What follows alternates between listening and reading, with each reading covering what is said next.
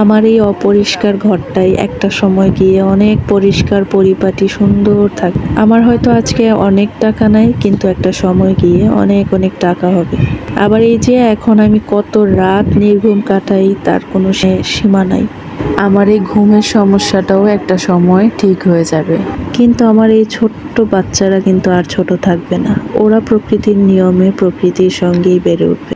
আজকে দেখেন আমার বাচ্চারা কতটা ছোট এবং আমার ঘরটা অনেক নোংরা থাকে, অনেক এলোমেলো থাকে, কিন্তু আমি অনেক গুছাই, তারপরও আমার গোছানোটা ঠিক থাকে না। তো যাই হোক, একটা সময় গিয়ে হয়তো বা সব কিছু ঠিক হয়ে যাবে। নির্দিষ্ট একটা সময় পর আমাদের বাচ্চারা কিন্তু আর ছোট থাকে না। কেমন একটা নিয়ম দেখেন, যেই ঘরে ভাই বোনের বেড়ে ওঠা, হাজারো স্মৃতি সেই ঘরে নির্দিষ্ট সময় পর আর ভাইয়ের থাকলেও বোনের থাকে না।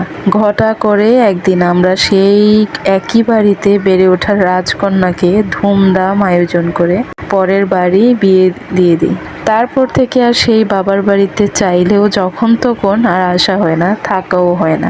আসলে কি বলেন তো, সময় কিন্তু আমাদের জন্য থেমে থাকে না। সময় হচ্ছে প্রবাহমান, সময় একটা নির্দিষ্ট গতিতে চলে। তার গতি ঠিক রেখে সব কিছু স্মৃতি হয়ে যায়। সময়কে যদি থামানো যেত, আমি আমার জীবনের 20 বছর আগের সময়টাকে থামিয়ে দিতে চাইতাম।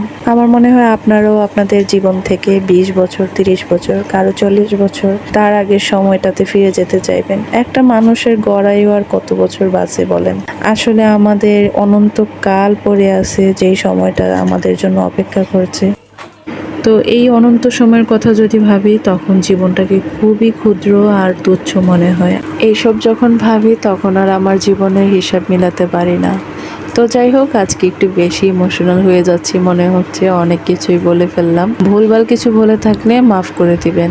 আচ্ছা, আরও একটা কথা বলি, এই ধরেন আমাদের জীবনটা এতটা ছোট, তার মধ্যে যদি আমরা অন্যের পিছনে লেগে থেকে অনেক বদনাম করে, অন্যের গীবত গেয়ে সময়টা নষ্ট করি, তাহলে আপনার নিজের ক্ষতি হচ্ছে, আপনার জীবন থেকে অনেকটা সময় অপচয় হচ্ছে, প্লাস আপনি যার নামে বদনাম করছেন তার যত পাপ আছে সব আপনার নিজের গায়ে মাখিয়ে নিলেন। তো দেখেন লাভ কোন দিকে হলো? আসলে লাভ লস হিসেব করলে লসটাই হলো বেশি।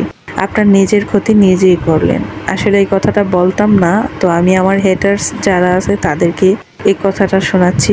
আমার আত্মীয়রাও অনেকে আমার ভিডিও দেখে, তাদের মধ্যে কেউ কেউ আছে আমাকে নিয়ে অনেক গসিপ করে, পিছনে থেকে অনেক কথাই বলে। তো তাদের জন্য আসলে আমার ছোট মুখে একটা বড় উপদেশ দিতে যাচ্ছি।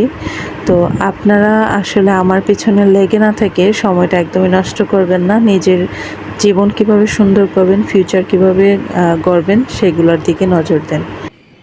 তো যাই হোক, আসলে জীবনে হ্যাটার্সরা থাকবেই, এরা না থাকলে আসলে জীবনের কোনো মজা নাই। এই যে পিছন থেকে আমার ভিডিও দেখে অথবা আমার সব কিছু সব অ্যাক্টিভিটিস নোটিস করে, এটা আমার কাছে বেশ এনজয় লাগে, আমি খুব মজা পাই। তো এখন হচ্ছে আমার ভিডিও প্রায় লাস্ট পর্যায়ে চলে আসছি, অনেক কিছুই ভুলভাল বলে ফেললাম। আসলে সত্যি কথা কি জানেন, আমি যতই এভাবে কথা বলি না কেন, আমি কিন্তু কারো মনেই কখনো আঘাত দিয়ে খুব একটা কথা বলি না, বলতেই পারি না। আমাকে উল্টো আরও অনেকে কথা শুনিয়ে দেয়, আমি চুপচাপ শুনে চলে আসি, কিন্তু সেই জায়গায় আমি কখনোই তাদেরকে আবার আঘাত করে কথা বলবো, রিপিট, এটা আমার দ্বারা হয় না। তো যাই হোক, আজকে ভিডিওটা এখানে শেষ করছি। সবাই ভালো থাকবেন, সুস্থ থাকবেন।